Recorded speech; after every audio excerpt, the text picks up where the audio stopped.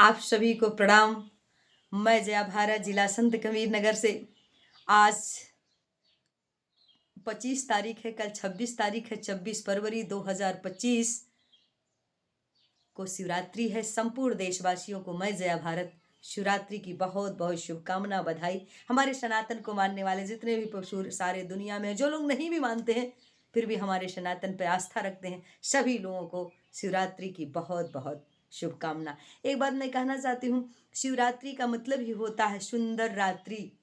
और इस सुंदर रात्रि में आज ही से आप लोग अच्छा अच्छा वचन सुना बोलें और हृदय स्वच्छ रखें, दूसरों के प्रति कल्याणकारी का भावना रखें। भोले बाबा का पूजा हो गया। भोले बाबा का पूजा करने के लिए पहले कहते हैं सत्यम शिवम सुंदरम। सत्य हो, आप सत्य बोलो। शिवम हो, कल्याणकारी, दूसरे के लिए कल्याणकारी की भावना रखो, कल्याण की भावना रखो। और सुंदर हो, जहाँ सत्य है, जहाँ कल्याणकारी की भावना है, वहाँ तो सुंदर होना ही होना है। तो ये तीन भावना लेकर के आप भोले बाबा का पूजा करो, अर्चन करो।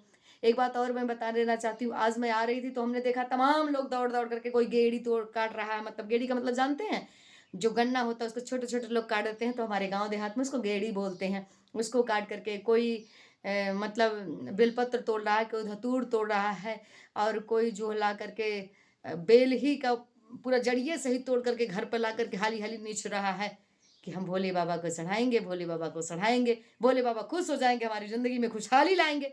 लेकिन एक बात मैं कहना चाहती हूँ, भोले बाबा तो खुश ही हैं। भोले बाबा तो ऐसे हैं देवता कि जो हमेशा खुश रहते हैं। लेकिन एक बात बता दूं, भोले बाबा उस पर बहुत ज़्यादा खुश रहते हैं जो बेल पत्र चढ़ाएगा और अपने हाथ का लगा हुआ, अपने हाथ का लगाया हुआ बेल पत्र आप चढ़ाओ। ये नहीं कि बेल लगाया है और रतिये में उसका पूरा तोड़ लाए और काट करके भोले बाबा, तो भोले बाबा तो हर जगह देख रहे हैं।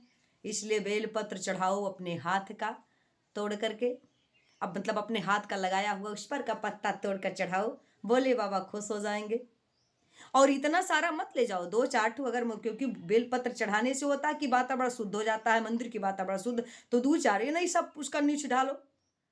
और अगर बैर चढ़ाना चाहते हो तो बैर भी चढ़ाओ, लेकिन बैर अपने हाथ का होना चाहिए। और ना भी अपने हाथ का हो तो बैर चढ़ाने के पहले अगर कोई आपके सामने गरीब बच्चा, दुखित बच्चा कोई भी आ गया और बैर आप लेकर जा रहे हैं, तो उसने कह दिया 2 ठो दे दो, तो दे दो उसमें से, और उसको लेकर जाकर चढ़ाओगे तो भोले बाबा और चाव से खाएंगे। और गौ का दूध कहाँ रख रहे हैं? गौ माता के लोग सेवा नहीं कर रहे हैं। गौ माता को लोग भाला मार दे रहे हैं, गर्म पानी डाल दे रहे हैं। घर घर गौ माता रखने की प्रथा ही खत्म हो गई। मार्केट से दूध आ करके और कहते गौ मत, तो गो दूध भी चढ़ाइए। लेकिन हम अपने देशवासियों से ही प्रार्थना करते हैं, ये देश कृषि प्रधान था और गौ प्रधान था, तो कम से कम अपने हाथ से आपके घर की गाय हो तो बहुत अच्छा है। वैसे ऐसा संभव तो नहीं हम देख रहे हैं, लेकिन मैं अनुरोध करना चाहती हूँ, जिनके पास परिवार हैं तो कम से कम एक गौ जरूर अपने घर में रखें, उस गौवत दूध को चढ़ाइए, भोले बाबा बहुत खुश होंगे। बाकी आप लोग स्वयं विचार करके बताइए कि भोले बाबा के तो जिंदगी में एक ही लक्ष्य था कि गावत सुनत कहात हारी गाता, अशंभनाथ पहुँचे कैलासा।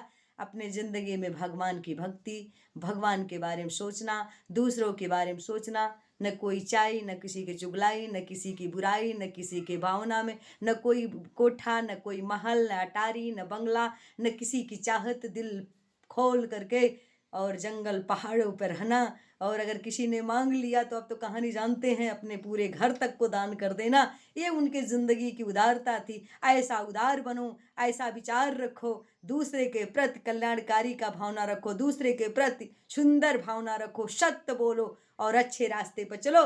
भोले बाबा तो आपको ऑटोमेटिक स्वीकार कर ले, और जिसको भोले बाबा ने स्वीकार कर लिया उसको किसी तरह की कमी नहीं, क्योंकि सत्यम शिवम सुंदरम, यही 3 चीज जिंदगी में आ जाए तो सब दुख कट जाएगा। लेकिन एक बात मैं और बताना चाहती हूँ आप लोगों से कि भोले बाबा के यहाँ जाने के पहले अपने सारी बुराइयों को धो करके, घर के देवी देवता का पूजा करके, माँ बाप का पूजा करके, घर की सफाई करके तब मरे। नहीं शिवरात्रि में उठे, नहा लिए, घर एकदम भंगार पड़ा है, तो भोले बाबा कहते हैं पहले घर का सफाई कर लेना तब मेरे मंदिर में आना।